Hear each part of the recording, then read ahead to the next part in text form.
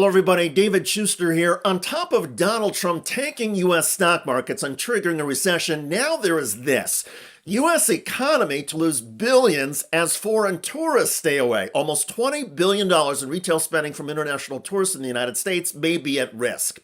According to U.S. government reports, the overall economic loss in the United States could be $100 billion. And everywhere you look around the globe, the number of tourists headed to the United States is way down. The U.S. is tracking a big drop in tourism from around the world. Take a look at this. Travel from Canada and Mexico was down double digits in March. We're also seeing fewer visitors from Western Europe, Central and South Asia, South America, I should say, Asia, Africa, even Australia. But the biggest drop involves the country that usually sends the most tourists to the U.S., Canada. Last month, the number of Canadians who booked flights to the United States was off by 500,000 people compared to the same month a year ago. That's a year-over-year drop of 70%. Many Canadians also drive to the United States, but those visits are also way down. And U.S. border towns that rely on Canadian tourists are in deep trouble. Welcome to Point Roberts, Washington, a tiny American town stranded below British Columbia. Now it's a frontline casualty in Trump's tariff war. Business is collapsing, tourists aren't crossing the border, and Trump's tough talk on Canada, it's turning longtime friends into boycotters. I'm a dual citizen, and we rely heavily on the Canadians coming down here. And with President Trump, what he said, he's offended them. I can understand tariffs. I don't really understand them, what's going to happen with all this, but it's got the world kind of going crazy right now. But Canadians say the craziness, the insanity, all starts with Donald Trump. It's been pretty clear that what Donald Trump and the MAGA ideology are focused on is the politics of fear, of keeping their people disoriented and frightened of the border, frightened of their neighbors. And to make that possible, it's become clear that Donald Trump is willing to drive his nation's economy into chaos, to rip up the biggest and best trading partnership in the world, to drive the U.S. travel industry into the ground. The Canadian travel boycott is in response to Donald Trump's double-digit tariffs on aluminum and steel and a 25% tariff on Canadian-made auto parts. But many Canadians are also refusing to visit or spend money in the United States because of Trump's rhetoric and insults. Trump recently described Canadian leaders as more difficult to negotiate with than most of America's enemies. One of the nastiest countries to deal with is Canada. The people that, now this was Trudeau, the people that good old Justin, I call him Governor Trudeau, his people were nasty. The barbs and put-downs, along with the trade war and Trump's disregard for previous agreements, have horrified Canadian political leaders. And so they continue to issue public warnings like this.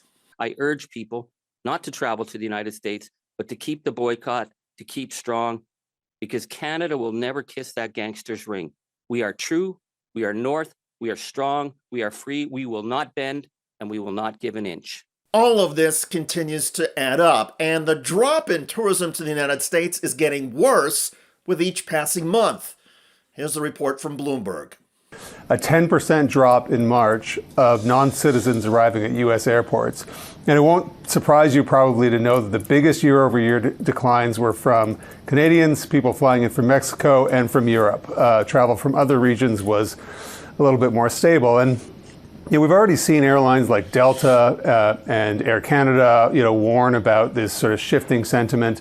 Air Canada has changed some capacity, moved some of it out of U.S. destinations. Other airlines have done the same thing as well. And obviously there are multiple reasons. It's the trade war, but it's also concerns about security and how you'll be treated when you head to the borders. And the Trump administration is not exactly easing those concerns. The most recent horror story involves two German teenagers arrested in Hawaii. Newsweek, German tourists deported from U.S. for not booking hotel. Quote, 2 German teenage girls were detained and deported from the United States after arriving in Hawaii without a hotel reservation. Marie Lapierre and Charlotte Pohl, both recent high school graduates from Rostock, Germany, embarked on a world tour visiting countries like Thailand and New Zealand, according to the German outlet Azi Zeitung. Their journey took an unexpected turn when they arrived in Hawaii without pre-booked accommodations. Immigration officials, suspecting potential unauthorized work intentions due to the lack of hotel reservations, detained them. They arrived in Honolulu on March 18th, planning to spend 5 weeks exploring the islands before continuing to California and then Costa Rica following their graduation. The duo spent several days in a detention facility before being deported, despite holding valid travel documents and having no prior infractions. That's right, because of the lack of hotel reservations, U.S. officials decided that 2 German high school girls rich enough to fly to Hawaii as part of a world tour, including free countries like New Zealand and Thailand, came to Hawaii for the manual labor. Not that they wanted to surf or see volcanoes or tour around paradise. Seriously, this is how stupid the Trump immigration and customs officials are these days. As a result of this incident and others, German officials have now issued a travel advisory warning Germans not to visit Trump's third world hellhole. And back to Canada. Canadian companies are also blocking employee travel to the United States. AIMCO, the Alberta Pension Fund, has told its staff that it will be curbing trips to the U.S. They'll be able to go for some reasons, but not for like conferences and speaking engagements. And last night we reported that the Children's Hospital of Eastern Ontario, a pretty major research hospital in Canada, has advised its staff not to go to the U.S. and has given them all sorts of advice about what to do if they do have to go to the U.S. in terms of cleaning up their laptop and taking a burner phone that doesn't have your personal data on it. It's somewhat hard to believe we're talking about this in the realm of Canadian-U.S. travel, but that's where we are. And where we are is going to cost the U.S. economy up to $100 billion this year. Now, that may not seem like much compared to the trillions of dollars Trump has already cost Americans by tanking the U.S. stock markets. Still, it all adds up. And it all means the U.S. economy is in a hole that is getting deeper, and America's traditional allies are not about to lend a hand and help lift the United States out. By the way, the lone liberal staffer on Fox News, Jessica Tarlov, recently fact-checked her conservative co-hosts on the case of a migrant deported and jailed in El Salvador with no due process.